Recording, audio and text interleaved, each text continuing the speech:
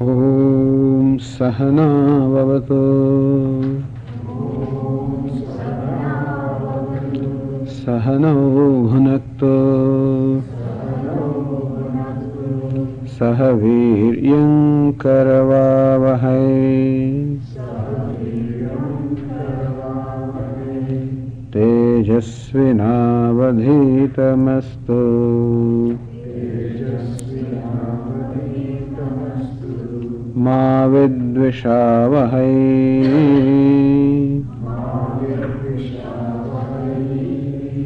Om Shanti Shanti Shanti.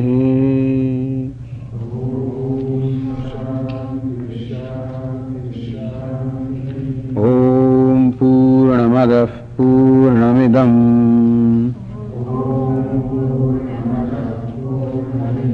Purnat Purnamudachyate.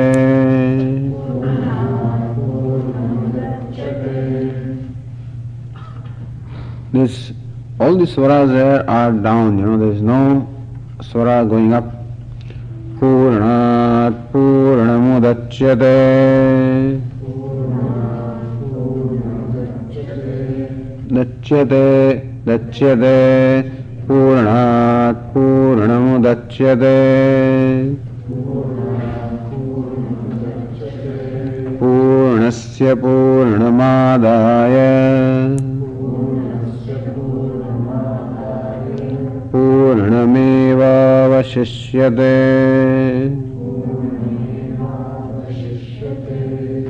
Om Shanti Shanti Shanti.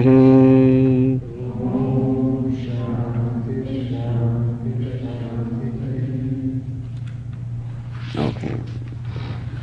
Go back to our page 21. Read from the third verse. Shri Bhagavan Uvacha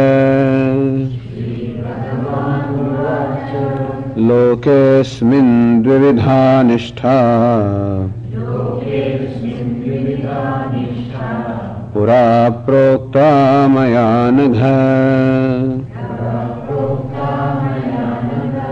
Jnana Yogena Sankhyanam Karma Yogena Yoginam Na Karmanam Anarambhat Naishkarmyam Purushoshnute Na cha Sanyasana Deva Siddhim Samadhigacchate Nahi Kaschit Kshanamapi Jatu Tishthatya Karma Krita Karyate Hyavashah Karma Sarvah Prakriti Jair Gunaihi Karmendriyani Sanyamya Ya Aste Manasa Smaran Indriyarthan Vimudhatma Mithyacharasya Uchyate.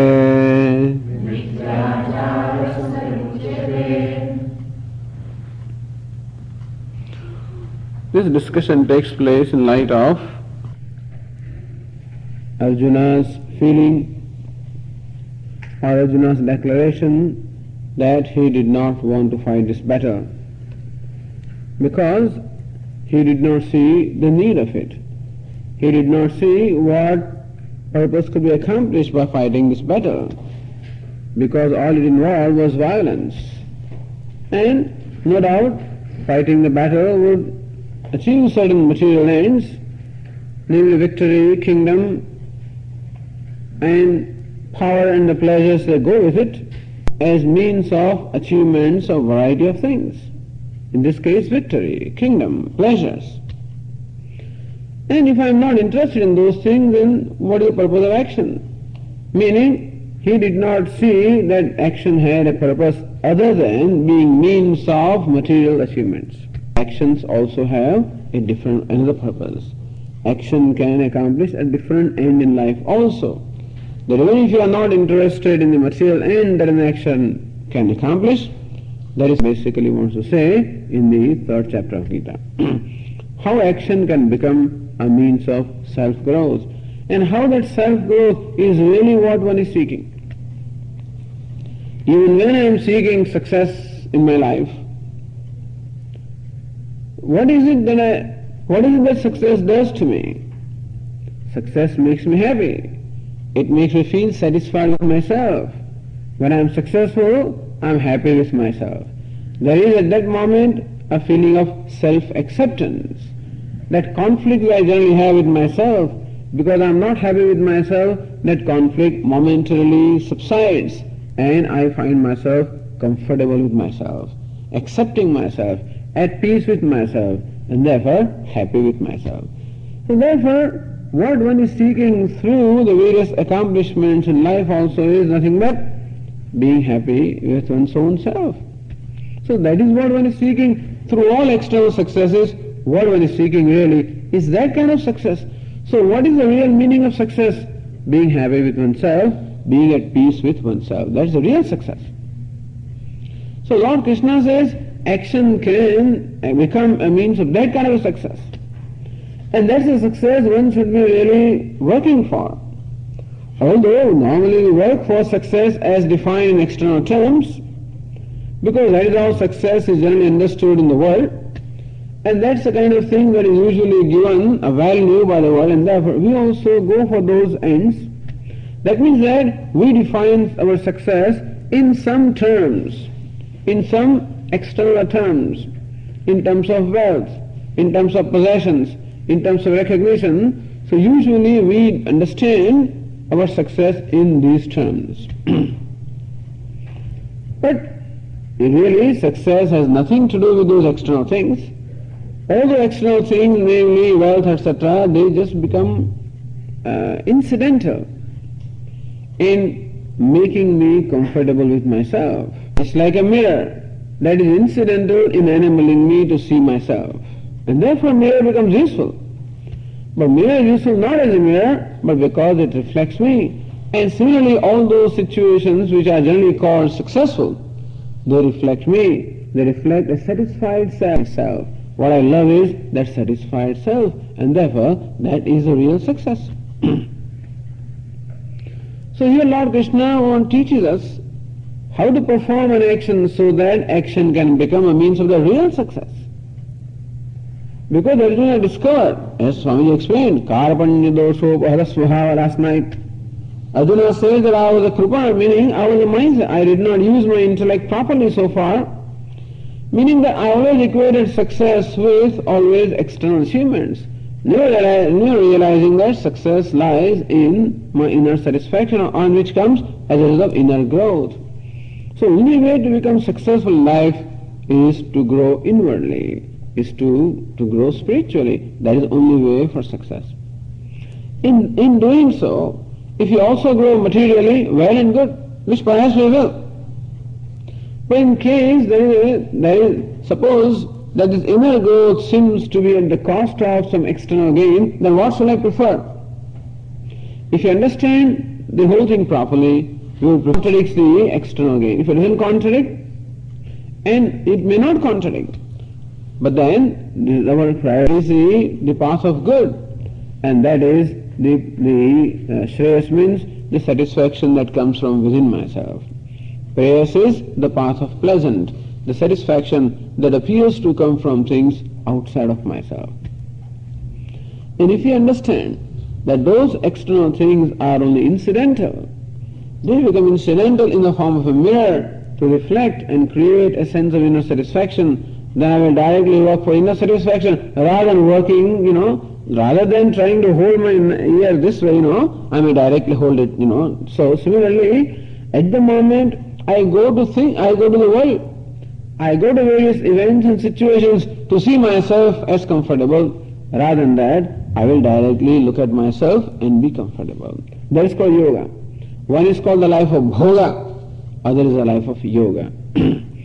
And therefore, when karma or action is performed merely as a means of accomplishing material ends, it becomes a means of bhoga, or merely pleasures or enjoyments, whereas karma or action when performed as a means of self-growth, it becomes yoga. So therefore, the third chapter is karma yoga.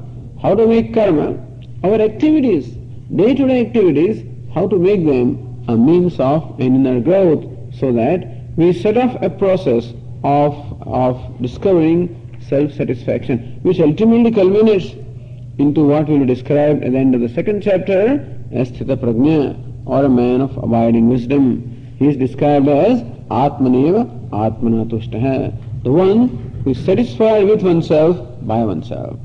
And this process culminates into discovering a total satisfaction with one's own self. For the very simple reason that is where the satisfaction really lies, because self happens to be of the nature of total satisfaction. That being the case, therefore, it just makes sense to seek satisfaction where it is, and that is the self. Although it doesn't feel like that right now, that's why the grief is there. Even though the self is declared to be of the nature of total satisfaction, it doesn't feel that way. And that is why we always, since I don't feel satisfied with myself, there is a natural tendency to look for satisfaction outside, and that process never seems to ever get complete. And here we are told that the satisfaction is your own nature. And the reason why you don't feel that is because there is some obstacle. And therefore, there is now the process of removing the obstacle. Rather than achieving success or achieving satisfaction, the process is one of removing obstacle to success or obstacle to satisfaction. Like a treasure that is buried in the ground, it is mine all right, and still I do not have the benefit of enjoying it unless I remove the obstacle between myself and the treasure. And similarly also, the self is of the nature of treasure, total satisfaction, but there are some obstacles. What are obstacles? The first obstacle that we experience is what we call the extrovertedness of the mind, or which can be understood as the likes and dislikes, attachments and aversions, or also sometimes what I call the impurity of the mind. So these kind of impulses of lust, anger, greed, attachment, aversion, all of these direct my mind outward and deny me what I am.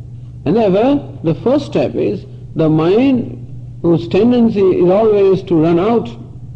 How to make that mind slowly introvert. By introvert I mean abiding in the self. And that's what Lord Krishna is saying, that unless you have a mind, Arjuna understood the value of knowledge, and he directly wants to now take up a way of life which is most suited for pursuit of the knowledge, which is the life of renunciation in the tradition, the Vedic tradition. Meaning that giving up the action, giving up his responsibility, and taking up the responsibility of pursuit of knowledge. Lord Krishna means to say that you are not yet ready for that responsibility. Not that you will never be able to do that, but it takes preparation before one can totally dedicate oneself to the pursuit of knowledge. To a contemplative life, it takes a lot of preparation. And that preparation can be done karma. When karma or the action is performed in the spirit of yoga, then that karma becomes a means of the preparation. So what's the first level of preparation? Our mind, karana, meaning a pure mind. Very interestingly enough, mind is always pure, meaning the nature of mind is purity. Like nature of water is purity. If you find impurity in water, it is something foreign, not natural to the water. And that's the reason why we can remove that impurity. Had impurity been the nature of water, we could never remove that. But since impurity is something foreign to the water, therefore we can remove it. And similarly also, whatever impurities we find in our mind, if you want to use that word impurity, anything that disturbs my mind, anything that makes me unhappy with myself, call it impurity. When I'm angry, I'm not happy with myself. When I'm jealous, not happy with myself. When I'm hateful, not happy with myself. And so whenever this jealousy, anger, lust, grief, whenever these feelings arise, I am not happy with myself, and therefore I am not happy with anything.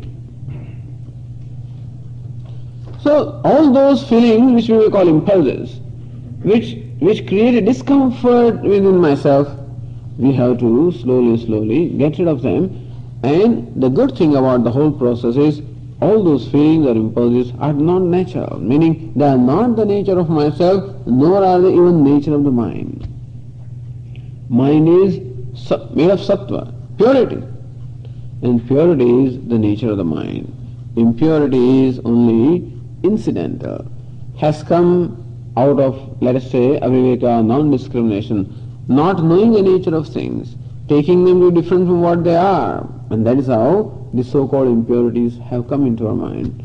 And therefore, by performing action with wrong attitude, impurities have come in. Therefore, performing action with right attitude becomes a means of getting rid of them. So it is my interaction with the world, what we call action, nothing but my response to the world. And then the result comes as the world's response to me. So constantly an interaction is taking place between myself and the world. That I respond to the world by way of performing actions at the level of body or the speech of the mind, and I receive a response back, which is what we call the karma phala or result of the action. This interaction goes on.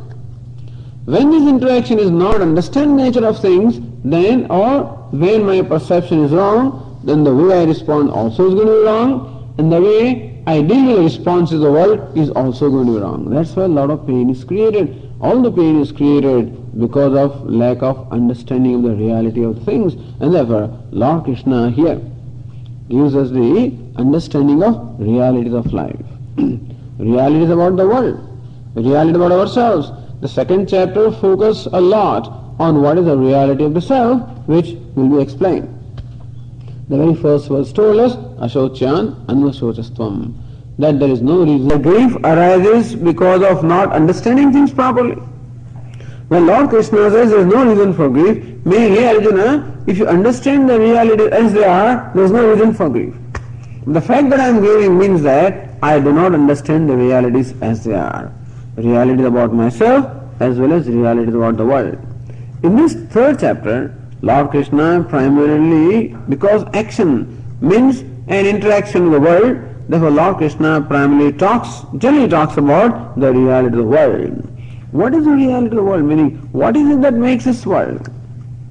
That's what Lord Krishna teaches us, so that we will be able to respond properly. In the beginning, Lord Krishna answers Arjuna, who thought it would be a good idea to give up the action. Lord Krishna said, you cannot give up the action even if you want. You do not have the freedom to give up the action. First of all, create that inner freedom to give up the action, then give it up. Meaning, if you accept that giving up action, a time comes when the scriptures give a sanction for a person to give up the action, renounce actions. But renunciation of action requires a preparation, and before entering that preparation is made, there is no point in renouncing action because that will not serve any purpose at all. Therefore Lord Krishna said, mind enjoying a certain purity, mind enjoying certain abundance, mind enjoying the contemplativeness. There are those people who are basically happy with themselves. For them is the life of pursuit of knowledge. They need not have the responsibility for performance of their duty, etc. Then they can take up the responsibility of pursuit of knowledge. Others are those who do not enjoy that mind. The mind is still very active. Lot of energy inside which needs its expression. And it's better that inner energy must be channelized through action. So dvidhanishta jnana yogena sankhyanam karma yogena yoginam. Those are sankhyas. Sankhya means those who enjoy their inner renunciation, enjoying inner dispassion, enjoy their inner freedom. For them, the jnana yoga, that pursuit of knowledge is fine. Karma yoga and yogina, but those who do not enjoy the inner freedom, for them karma or the action is required. If you don't enjoy the inner freedom and still give up the action, first of all, how come the inner freedom is not there? That's what the fifth verse told us. Nahi kaschit kshanapi jaratishthari akarma krit karyate hi avashah karma sarvah prakrujahi gunahi. So no one meaning those who have not discovered the inner freedom or the inner dispassion or inner leisure. No one who has not discovered the inner leisure or no one who does not possess the inner purity, no one can sit quietly even for a moment. Is the inner restlessness which actually will compel this person to perform an action anyway, and therefore giving up action does not serve a purpose if that inner restlessness has not been dealt with. And suppose you insist upon doing that. If your sixth verse said, Karmendriyani Sanyamya Yaste Manasasvanan Indriyathan Vimudhatma Mithyachara Suchade. Suppose simply on insistence, you say, no, I'm going to give all the actions and I'm going to contemplate. Inner restlessness is there. As long as the inner impurities are there, as long as his likes, dislikes and whatever, the lust and anger and greed, as long as they are there in the mind is not in my control. The reason why we have difficulty in meditation or any kind of concentration is because mind is not in our control. And that will be discussed subsequently also. At the end of this chapter, Arjuna asks that question, oh Lord, what is it? Because of which I find I cannot do what I want to do, and I find myself doing things that I don't want to do. What is it? Lord Krishna says, Kama eshaha, Krodha eshaha. It is lust, it is anger. And so, that is what is there inside. As long as that anger is there inside, for whatever reason, so long the mind is under control of that Kama and the Krodha. So, mind is not in my control, and that's the reason why. That controls where my mind will go. I cannot control. I start doing japa all right, Om Namah Shivaya, Om Namah Shivaya, Om Namah Shivaya. Usually my mind switches off to Shiva. And Shiva Krishna, some friend of mine, immediately goes there and then it goes on its own trip. Oh, my friend Shiva Krishna, he was in Bombay, now he has gone to Canada, and so on and so forth. It goes on. It takes 7 minutes before it comes back again, and I start Om Namah Shivaya, Om Namah Shivaya. And some other track it takes off. Because it's just not interested. One of those, I am not interested, I get bored. And you ask Rama, Ram, Ram, Ram, it just gets bored because it does not find any joy in doing that. The reason why so much difficulty in meditation or japa or any concentration is because the mind does not find any joy or delight in that. If the mind enjoyed doing it, it would do it without our telling it.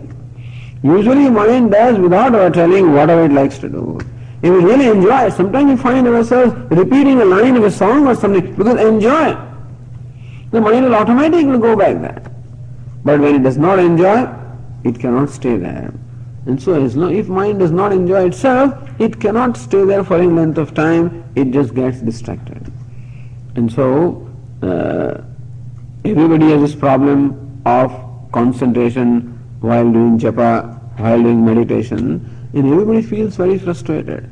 And people generally don't reveal, because I find out everybody seems to be doing all right, I'm not the only one who is not doing, but then most people have this difficulty. And rather than being frustrated, Lord Krishna explains here, why is it so? Because we still have to deal with the inner restlessness or the inner impurities, that's all. How to deal with that? There is a certain way that Lord Krishna teaches us here. In short, that meditation cannot be an isolated practice for a half hour or 45 minutes a day. It's good to have it. But in fact, our whole life should be consistent or compatible to what we want to do during meditation. So what I want to do during meditation, if I do during the rest of the day something that is totally contrary to what I want to accomplish in meditation, how can my mind for just half an hour switch on, to some other kind of a track? It's not like that remote control, that I can change the channel. That I ask my mind, come on now, Shivam Jayam Jayam, Om Namah Shivaya. After half an hour I say, come on now, it is very difficult for the mind to do. And therefore, a life that is compatible to whatever I want to accomplish through meditation means a life of values. And that's as Lord Krishna teaches us here. And therefore, the 7th verse tells us here, what should be done?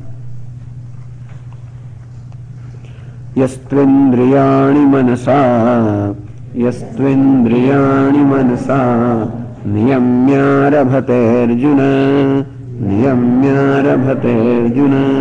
karmendriyeh karma yogam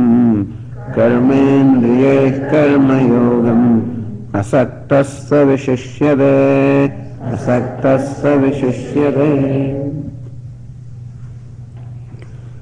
the 6th verse we are told that the person who simply controls his outer limbs, but whose mind is not under control, the mind keeps on wandering into all kinds of channels of pleasure seeking, and that kind of a meditation or that kind of pursuit serves no purpose at all. Because outwardly everything is very quiet, inwardly there is a lot of distraction, mithyachara, that achara, meaning that kind of conduct does not serve any purpose at all. Then what should we do? Lord Krishna says that our actions should be compatible to the state of mind. We should accept the reality of the mind as to what it is. Yastu to means however, on the other hand, yaha indriyani manasa niyamya. On the other hand, that inner energy that I have, I give it an expression through the action. Karmendriyahi karmayogam arabhyate. Karmendriyahi, through organs of action. So we have two kinds of organs, the organs of perception and organs of action. Through organs of perception, we receive the stimuli from the world in terms of the pleasures, like Shabda, Sparsha, Rupa, Rasa, Gandha, the sounds and the taste and the touch and the forms and the colors and the smells. So this is what our sense organs are seeking. So the indriyani manasa niyamya. It is better to keep the sense organs under control, that karma yogam arabhyate. And so I keep my organs of perception under control and allow my organs of action to perform their duties or the appointed action. Asaktaha, without attachment, saha vishishyate, he is a better person. See, usually in the Vedic culture, the sannyasa means renunciation, is considered the highest stage of life. Starting brahmachari, the life of a student, grihastha, life of the householder, vanaprastha, the life of the retirement, and life of prayers and worship, and finally the life of the renunciate. That's the reason why many people have fascination with renunciation. This is not really a problem in this society anyway. Therefore this discussion is not very applicable here. It is so much applicable, it was for Arjuna particularly, these first few verses. Here nobody wants to renounce action anyway, it's a problem, so nobody wants to retire. So renunciation action is not a issue here. It is an issue for Arjuna because he did not want to do. But even if you do not want to renounce actions in general, there are many things that you don't want to do. So unpleasant thing is something that we don't like to do in today also. Even though we are very active people and we do a lot of things, and still there are many things that are unpleasant to us. Many duties. By duty means the situations call for certain responses from us, and when those things are unpleasant, we have a tendency to avoid them. Always a tendency to avoid that is unpleasant. Even though I know that I should be doing it, and still, because it is not pleasant, or because it does not promise rewards, therefore I avoid. So always the tendency on our part, even today, even in a society that is very active, the one tendency is definitely there, that I do something because it brings a reward. Suppose I am asked to go to work 8 hours a day, to come to work or not. I may choose not to go to work because I don't particularly care for it. What I generally care for is the reward.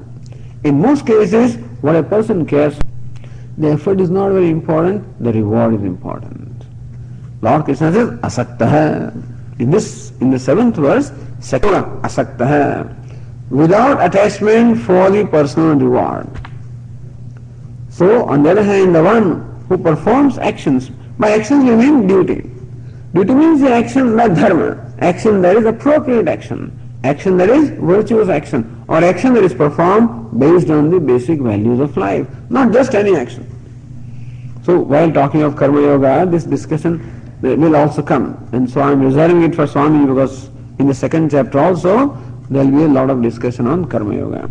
Here the discussion of a different nature, different aspects, so we will concentrate on that.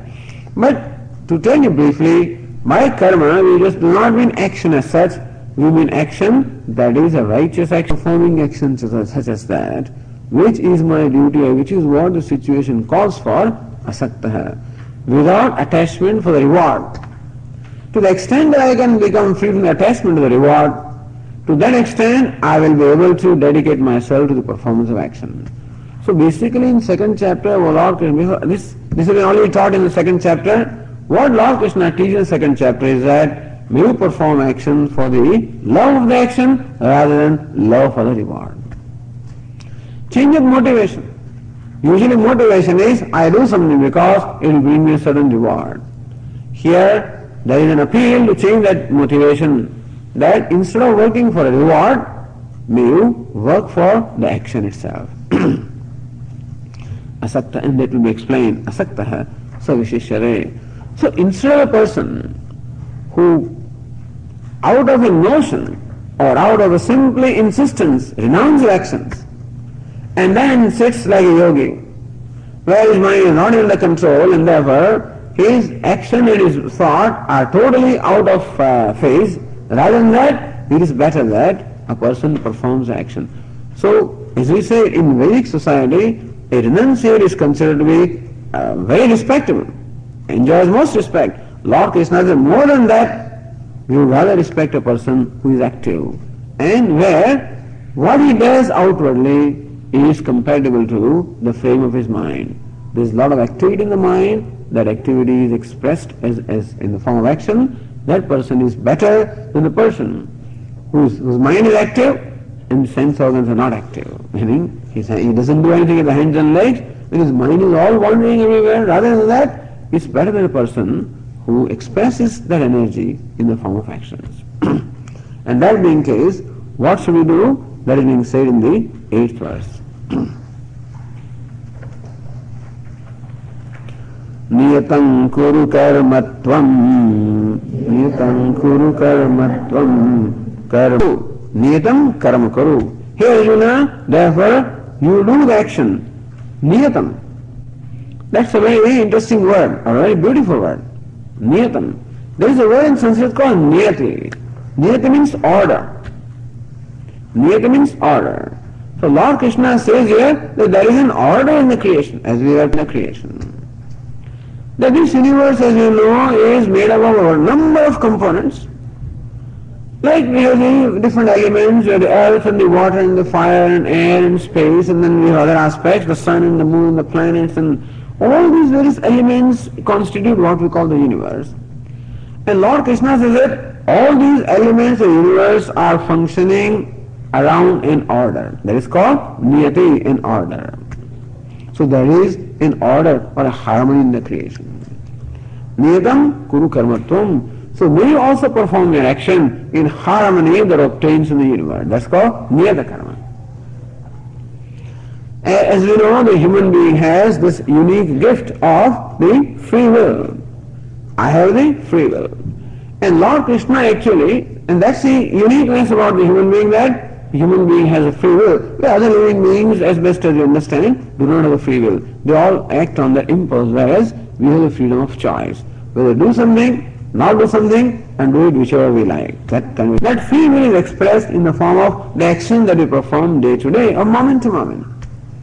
So a human being alone is capable of performing deliberate action. See, action everybody performs, dogs also perform, every living being is constantly active. Every atom, molecule, everything is constantly active, alright? But the freedom for performing deliberate action is only with the human being. So human being alone can perform deliberate action. So how to use that faculty of deliberation? So that very deliberation becomes a blessing to me rather than a curse to me.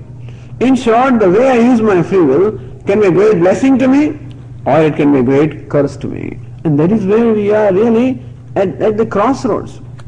We are at the crossroads of either helping ourselves or hurting ourselves. And therefore, by using my free will properly, I can help myself. By using it improperly, I can hurt myself. To perform an action that is in keeping with the obtaining order or obtaining harmony. Karmajyayo hyakarmana. Action is at any rate better than inaction. Instead of dropping out as you are trying to do, as you are wishing to do, it is better to perform action, because action is a means of inner purification. Action is the only means that we have for getting rid of our inner impurities. Meaning, as will be discussed, how can you perform action so that my likes and dislikes slowly and slowly go away? That my anger, my other greed, etc. slowly and slowly get exhausted. How to perform the action so that the inner impurities get exhausted, that is called karma yoga. And therefore, here Arjuna, action is the only means that you have for your inner purification, and therefore, karma jyayo hyakarmaha. Rather than giving up the action, performing action is at any rate better. No, but I am not interested in impurity, I am not interested in anything. And can I give up action? Lord Krishna says no. Second line says, suppose one is not a spiritual seeker, and therefore you say that I don't care, I have enough wealth I have enough inheritance, I need not do anything, and therefore I can just relax and rest and take my whole life as vacation. Lord Krishna says, Sharira yatra vichate na prasiddhet akarmanaha. Akarmanaha, if you do not perform the actions, meaning you do not perform a duty, Sharira yatra vichate na prasiddhet, it will not be possible for you even to go through the Sharira yatra. Meaning that even your body also would not survive. The sustenance of the body. Sharira means body, yatra means sustenance. Sharira yatra, the sustenance of your life also would not be possible without action. So here Lord Krishna is revealing a very beautiful truth. As we said, what Lord Krishna does throughout Gītā is revealing to us certain obtaining realities of life which may not be evident to us because of your own single efforts, but because you have the cooperation from the rest of the universe. So Lord Krishna says here that you are a part of the whole universe. And therefore, whatever you attain, you are what you are on account of the cooperation and the support that you are receiving from the rest of the creation. Isn't that so? And that body is a gift given to me by my parents. I would not have this body unless a gift was given to me by the parents. Swami, what is the big deal about it? Everybody has a body. But I have it. That's a gift. Secondly, that I would not be able to talk right now unless I had the understanding of what I'm going to talk about. Meaning, unless I have the knowledge, there's no way that I can talk or no way that I can do anything. Performance of any action requires knowledge. To cook the food also requires knowledge.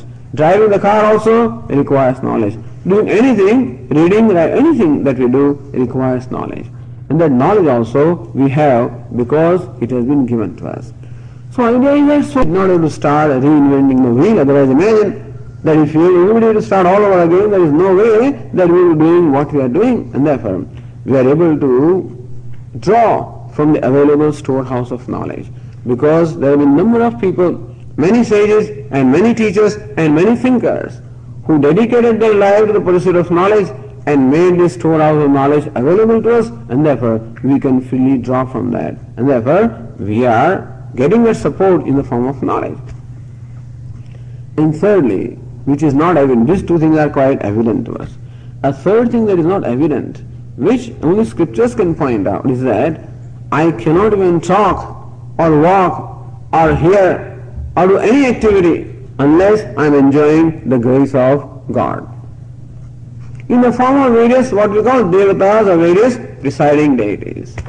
So thus we are told that for every function that is being performed in our body, there is a presiding deity. Meaning there is God who is responsible for that function.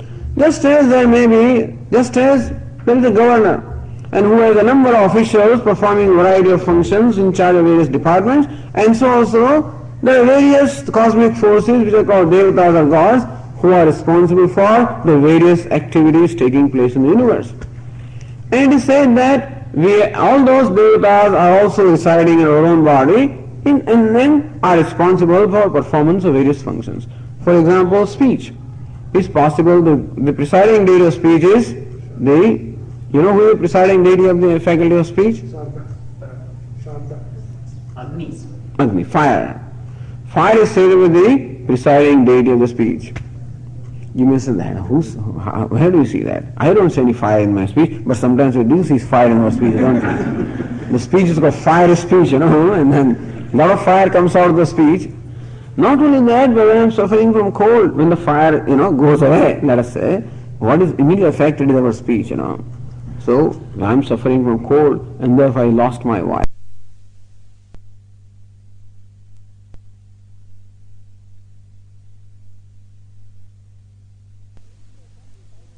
The sun resides in our eyes.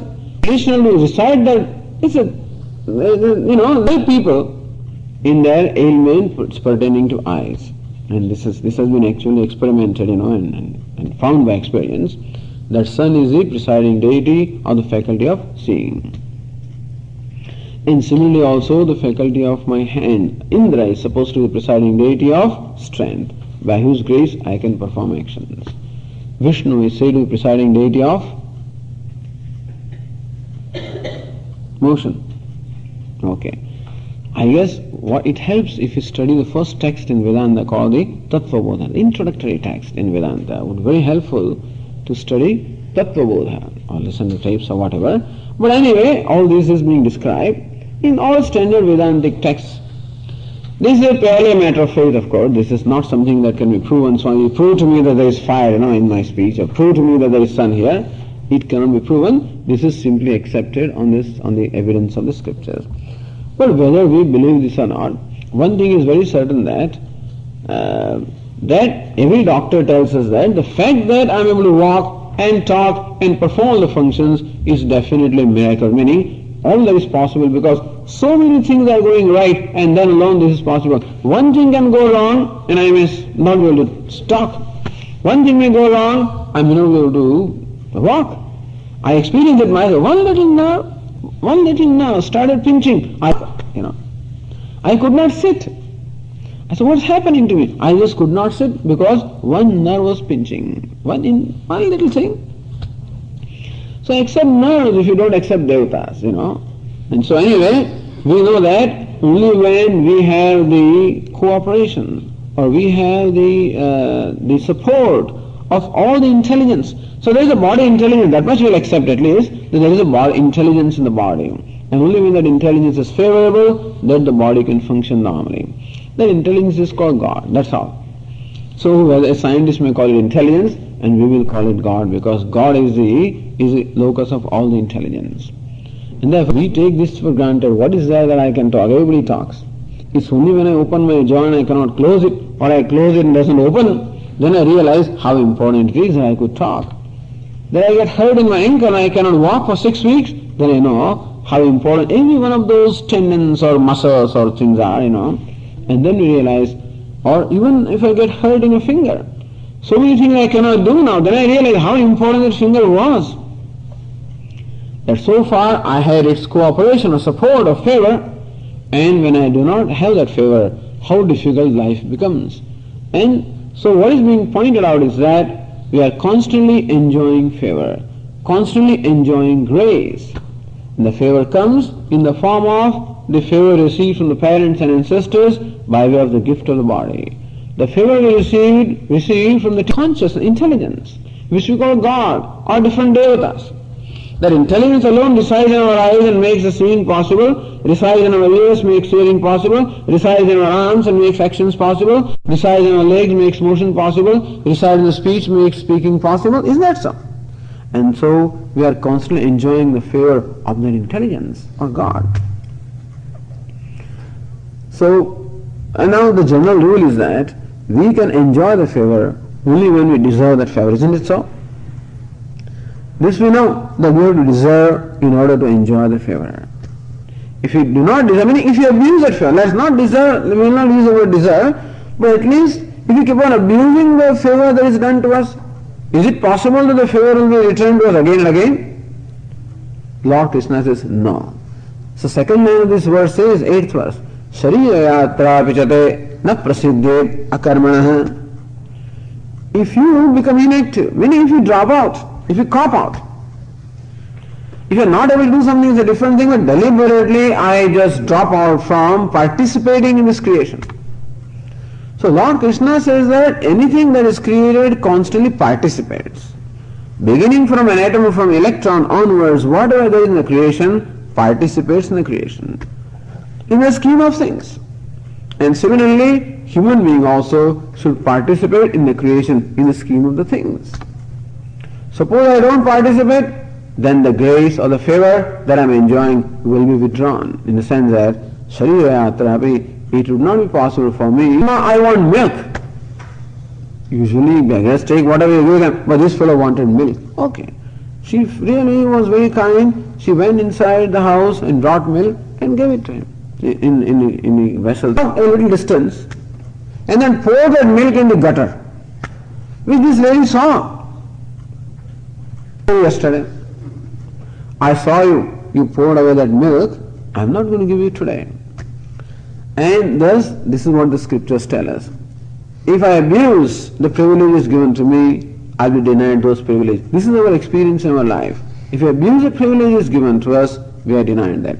If I abuse the faculty of speech, in the next birth I won't have that speech. I will be born in a species where I can't speak. If I abuse the faculty of motion, I may be born as the one who is denied the motion. I may be born as a tree or something like that, and so on and so forth. We don't have to be superstitious and believe in these kind of things, but the idea is that here we are told that life is a life of participation. That anything that is electron also has a role. Earth has a role, fire has a role, everything has a role, and all of them are playing that role, and then alone the function of the universe is possible. And similarly also, human being also has a role, and therefore to participate. If you stop participating, then you will be denied the privilege that you are given. Here Arjuna understand that to participate is a privilege. To participate in the scheme of things is a privilege. And therefore, if you abuse that privilege, you will be denied that privilege. This is what is meant here. In short, making us aware of what privileges we are enjoying, including the fact that I have a free will, and that I can use that free will in performance of action in the spirit of participation in the scheme of things. But Lord, whenever I participate, I am burnt. I am burnt out. I've been performing actions and duties and doing things like that, and I am burnt out. This burning out happens not only here, this burning out happens in India also. You know, in India there is this concept of duty. Everybody has a duty. You know, wife has a duty, husband has duty, elder brother has duty, younger brother has duty, father has duty, son has duty, everybody has duty. It is very customary in India even today also for most people to do what they are doing because it is their duty to do. Swami, I am my elder brother. It is my duty to look after my younger brother, to see that he goes through school and so forth and so on. Or mother says there is duty to the children, wife says, and the father also says to the children, I have done enough, no more. So what seems to be happening is that as a result of performance of these duties, instead of creating in us a sense of satisfaction of having done something in life, there is this sense of deprivation, inner deprivation or repression of my feelings. So very often, and more often than not, it seems that the duties, that this is the case in India. This dharma, the duty, is a beautiful concept. But when? Only when one understands the spirit behind this duty. So Lord Krishna said, you must participate. You must perform your duty. But Arjuna says that in the process of performing duty, I am burnt out. If I find myself more and more because the world does not respond to me. I did so much for my husband, and look at him. Or I did so much for my son, look at him. I did so much for my parents or in-laws, The girl gets married and comes home and now she has mother-in-law, father-in-law. It is a duty to serve them. And after doing that, suppose we do not get rewards or recognition or the results of our action, then how long can we do that? You keep on forcing yourself to do that because in India people don't have a choice anyway. So what will do if you don't do your duty, and if you don't, then you have no choice. Here you will say, "Oh, forget it. I'll have my way," and therefore, in this society there is choice. That's the reason why we find divorces are there. Indians are very proud that see there are no divorces in India, and they pride in themselves. See, Western society, so many divorces. Give them the same freedom that they have here. Give them the same freedom that they have, economic freedom and freedom of choice. Give them, and then see what kind of situations are there. I have no statistics to say as to what the situation will be. It won't be too different. I don't think it will. Nobody will say this. I am the only person who will perhaps say that, because everybody likes to always feel proud about their things. But I don't think that, the kind of harmony that we would expect in life. Same Indians, when they come to this country, when they discover the freedom of choice, then things are different. You see, the proportion of divorces among Indians in this country would be different from the general proportion of divorces in India. For the simple reason that it still is very low. Because still the whole psyche of Indians is that they don't exercise that choice, because there are so many pressures are there and so forth, and whatever it is, this is not the thing. All I am saying is that it is the experience of the people that this performance of duty is not always a rewarding task. On the other hand, it seems to create a lot of reactions. And so, Lord, forget about the duty at home. In the work also I perform my duty, lot of reactions. It seems to be my experience that performance of my action brings more reactions and hurts and guilt rather than in terms of satisfaction. So this is said in Sanskrit, karmana baddhyate jantuhu. A jantu meaning a being really gets bound by karma. In as much as karma means action, action seems to produce more reaction than satisfaction. Reaction in terms of hurt or guilt or sense of injustice, and lots of things happen to us. And so, Lord, you are asking to perform the action, you say that I should participate, but then my experience is that participation has done this to me. Lord Krishna says yes. He accepts it. And then how to perform the action? That is what is said in the 9th verse here. Yajñārthāt karmano ñatra Yajñārthāt karmano ñatra Lokoyam karma bandhanah Lokoyam karma bandhanah Tadartham karma kaunteya Tadartham karma kaunteya Mukta sangas samachara Mukta sangas samachara. So first line explains our experiences of these reactions of frustrations in life as a result of having performed the actions and duties.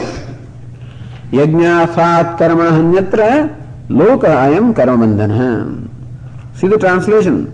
The world of people is bound by karma. Perform other than the action, perform as an offering. So there is one attitude of performing action, it is called yajna. Yajna means sacrifice. Yajna also means worship, and yajna means sacrifice.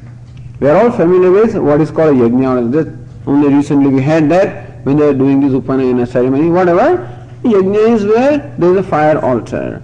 In the fire altar we invoke the gods, and then we make an offering to the god. So this process of offering to God is called yajna. In conventional yajna, the gods are invoked in fire, and therefore the offering is made in fire. But it doesn't have to be fire necessarily. The act of offering to God is called yajna.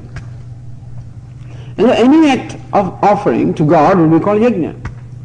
And therefore, it is not only act that is yajna, it is a spirit of offering that is what is called yajna. It is not that just because I throw something in fire that it becomes yajna. I can throw garbage also. Lots of things we throw in the fire. There is a burnt pile there and we throw a lot of things in there. That doesn't make it yajna. What makes it yajna? When that offering is offering to God. So, it is the spirit of offering to God is called yajna. And therefore, whether that spirit is exercised in the conventional form of what we call yajna or sacrifice, Or if that spirit is exercised in any kind of an action that I perform, it can be an action of teaching, can be action of hearing, can be action of talking, can be any action. Moment to moment we always perform some action. In that any action, when that spirit of offering to God, when that spirit is exercised, that is called yajna. Lord Krishna says, yajnathat karmanahanyatra. Whenever an action is performed in a spirit other than the spirit of offering, karma bandhana, then that action becomes binding, meaning that action creates reaction. Any action that is performed in a spirit other than spirit of offering is going to create reaction. By reaction we mean in terms of disappointment, of frustration or whatever. Only when the action is performed purely in the spirit of offering, that action will not create reaction in the form of disappointment or disillusionment or whatever. And therefore, even the duty, noble duty is also performed. Many people, they are even these social workers, people who have dedicated themselves to serve the society, even they also get burnt out. Even though it is openly an action of service, and still people do get burnt out, disappointed, frustrated. Why is it so? Because even though it is an action of serving the society, it is still not purely an action of offering. Even through that service, there is some expectation of a reward. This is a usual tendency of the human mind, that there is always this desire for a reward. Swami, I don't want any reward. I just want a good word. I don't want any reward. I don't want them to give me a certificate. I don't want him to give me a car. I don't want any reward. I just want a good word. But there is also a reward. You know? Not that you should not have it. I'm not saying that we should have or not. We're just analyzing what we have. And what it does, that's all. Whether to have it or not is up to us. But the thing is, when there is always a desire for reward. There is no exception in that.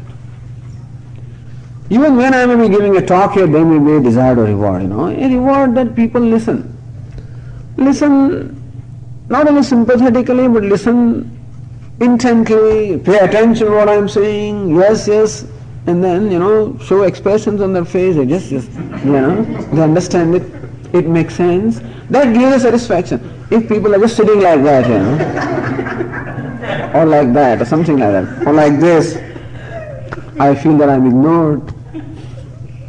Or, and so I feel rejected.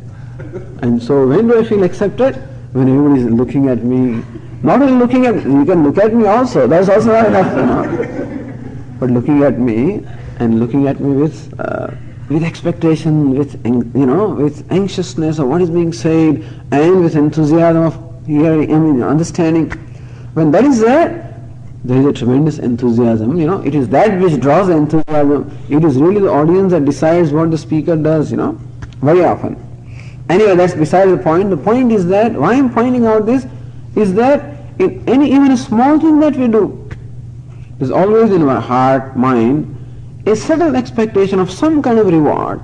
And the reward does not have to be in material terms, meaning it doesn't have to be in tangible terms. The reward may be in terms of a little recognition, little recognition. Just a little smile, just a little word, I cook, I spend so many hours cooking the food for the guests. And if they just eat and then go away, I feel, what happened now? I don't think that they liked it. And so, I don't feel satisfaction at all. When this is wonderful. This rasgulla is fantastic. This dahi vada, I never had them before. If this is said, I'm so much enthused.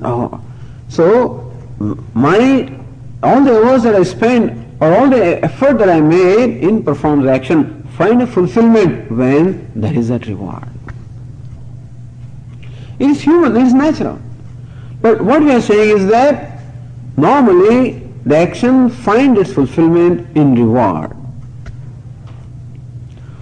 That means that the fulfillment depends upon someone who gives a reward, and therefore whether I get fulfillment or not is determined not by me but by one upon whom I am dependent for that full reward. And whether the reward will come or not depends not on me, upon somebody else. Suppose that person is not in a mood. Suppose a person has problems. Suppose a person, whatever it is. And therefore, the reward may not be forthcoming and I am disappointed.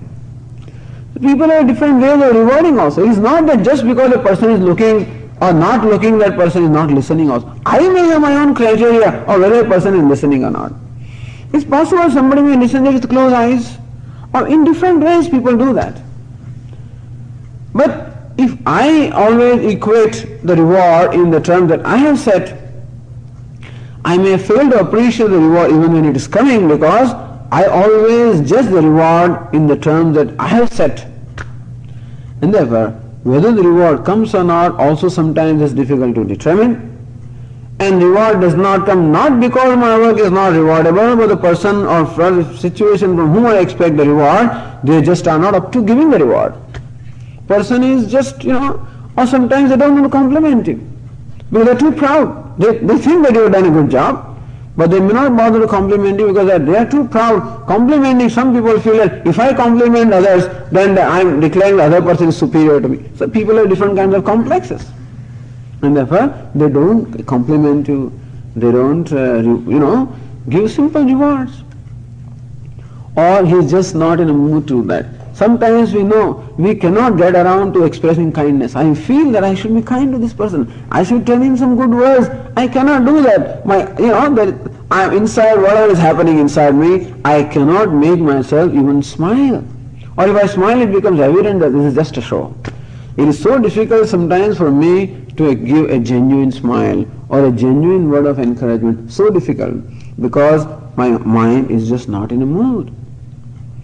So what we are saying is this reward, which is where we draw our satisfaction from, is such an uncertain thing. Because number one, it depends upon someone else to give the reward or not. Number two, even if the reward is given, since I have my own criteria of what is reward and what is not reward, even though it is a reward, I may judge it to be different from a reward, and therefore I may feel that I am not rewarded. So either I am not rewarded, or even if I am rewarded, I may feel that I am not rewarded. Oh, I did so much and you didn't even bother to tell me anything, you didn't bother even to acknowledge. I did acknowledge, somebody will say. I did tell you, you didn't tell me, I told you. Sometimes this kind of conversation also happens. I told you it was good, oh, but you didn't tell it properly, So we become so sensitive, more we get, more we want, and more sensitive we become. More we get, more demanding we become. And it becomes more and more difficult for others to fulfill our demands because, unfortunately, more recognition we get, more rewards we get, more success we get, more we demand. Is it unfortunate? This is the nature of the reward, that rather than creating satisfaction in us, it seems to only invoke more and more dissatisfaction from us. It does give me a satisfaction temporarily, all right. Gives me. That all right, I cooked the food and they were happy and they said so many words. Next time I cook the food and suppose they fail to say the same words, that's all. Then I interpret that as a rejection, as a failure. And so my standard of success keeps on changing. I become more and more demanding, and the time comes when it is not possible for the world to fulfill my demand. Even God cannot satisfy one person, even God, because God is trying to satisfy us all the time actually. In fact, whatever we have is in response to our desires. The rule is that whatever I have, whatever body I have, whatever parents I have, whatever situations I have, all of this really is nothing but the result of what I asked for. And still how much I am complaining. That's because my expectations always grow, and so nobody can fulfill our demands. Lord Krishna says that rather than seeking satisfaction from reward, how about seeking satisfaction in action? Suppose I seek satisfaction in action, then please tell me who decides the satisfaction and whose control it is. Action is in my control, the reaction is not in my control. And therefore, if action becomes the source of my satisfaction, then I am assured of the satisfaction. If reaction is the source of satisfaction, it is always uncertain. not only the uncertain, but then I become more and more demanding, and it will stop, I will always find myself dissatisfied. The Viveko Yajna. What is Yajna? Yajna is the spirit of enjoying the action itself. And when can I really enjoy the action? Even a painter also, when a painter is painting, when can he or she enjoy that painting? When it's done for the painting itself. If I feel that, I am drawing this painting now, and it will bring me $5,000, then my mind always on those $5,000, and not in the painting. So, whether I am singing, whether I am painting, whether I am cooking, whatever I am doing, every action can become a piece of creation, really. Every action can be, even writing a letter, writing this address can become a piece of creation, will it not? It is just that we have to put our heart to that. And when can I put my heart to the action? When it is not the reward that is important to me, when it is the action that is important to me. But Swami, some reward, your mind will say, okay, then the reward is this, may the Lord be pleased with this action. Where is this God? What do you mean by God being pleased with my action? He is everywhere, and He alone is. This has been discussed a number of times. And Lord Krishna also says in the Bhagavad Gītā, Yatah pravrittir bhutanam yena saramidam tatam. God is the one who pervades everything. He is the self of all. And from Him the whole creation has come, by Him the whole creation is sustained, and He is in fact present before me as a whole creation. Which is also very difficult to accept. You mean Swamiji is boss? This is God? Or this fellow is God? It is possible for us to see God in a few things, but in most things we cannot see God, because for God also we have expectation that God should be like this and this, then alone He can be God and not otherwise. So as long as we demand that God only should be such and such, then we cannot appreciate God that is there. So Gītā also tells us that this whole universe is nothing but the manifestation of God. And so Ramana Maharshi says, Jagad Ishadhi Yukta Sevanam. Even serving the world. Before me, what is world is whatever is there before me at any given moment, serving that as though it is God is the yoga, it's a devotion, that is a bhakti. So performing action with bhakti or the devotion, that makes this action please the Lord. Lord in the form of my boss, Lord in the form of my husband, wife, mother-in-law, father-in-law, son, daughter, client, supplier, whoever it is, all the time we are interacting with something or the other, whatever we are interacting with is God. Suppose, I don't see it, Swamiji, doesn't matter. As Swamiji says, fake it and make it. So here, we fake this.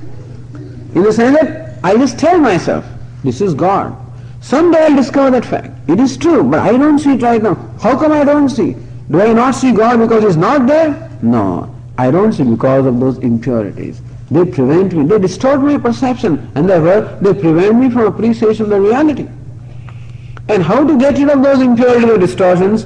By deliberately entertaining the spirit which is opposed to those distortions, so that those distortions will slowly go.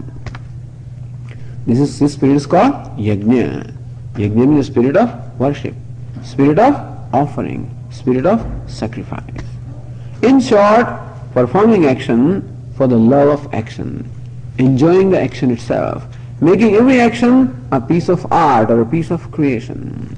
So the second line says, Tadartham karma kaunteya mukta sangaha samachara. Hey Kaunteya, hey Arjuna, perform the action for the sake of Lord. Samachara, samyak achara. You perform the action very well. Samachara, last word. You see, what happens is, when you perform action for temple, etc., usually, it's one thing to do vacuuming in my home, another thing to do vacuuming in this hall, The quality may differ. Here I mean just push it along and finish it off. I may be sincere sometimes. After all, it's an action meant for, general public, and therefore my sincerity may be lacking, I may not wipe every chair at my home, I will wipe every little corner, make sure that there is not a single, piece of dirt anywhere or cobweb, whatever. Yeah, it's all right. Samachara, do it well. And so even though the action is performed as offering to the Lord, do it well. So this is how the discussion of the Karma Yoga starts from this particular verse. Okay.